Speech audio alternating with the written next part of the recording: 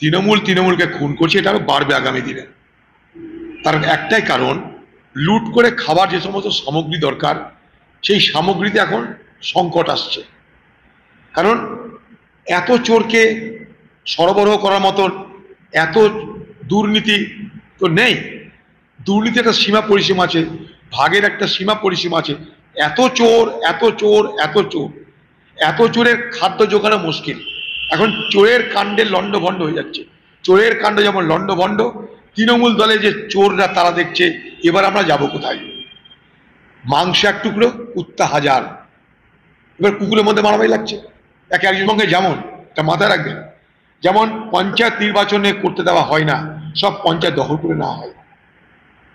এই পশ্চিমবঙ্গে যেমন সব মিউনিসিপ্যালিটি দখল করে নেওয়া হয়, এই পশ্চিমবঙ্গে গরিব মানুষের প্রতিষ্ঠান, সেলফ হেল্প গ্রুপ, সংঘ, সেখানে সংঘ করার ব্যবস্থা আছে, সেখানেও গ্রামের মহিলাদেরকে ভোট দিতে দেওয়া হচ্ছে না। মহিলারা সেলফ হেল্প গ্রুপের সদস্য হয়, তাদেরও ভোট দেওয়ার অধিকার কেড়ে নিয়ে সেই সমস্ত সেলফ হেল্প গ্রুপ তৃণমূল তার নিজের কবজায় আনার জন্যে তারা সম্পূর্ণভাবে সন্ত্রাস শুরু করেছে।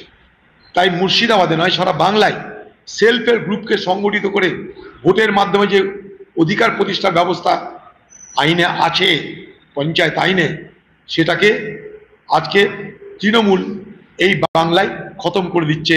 সেখানেও সন্ত্রাস করে সেই সেলফ হেল্প গ্রুপকে লুট করছে।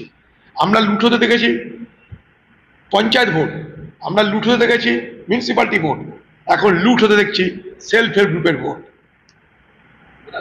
নতুন নতুন আপডেট পেতে সাবস্ক্রাইব করুন নিউজ আপ ডেইলি।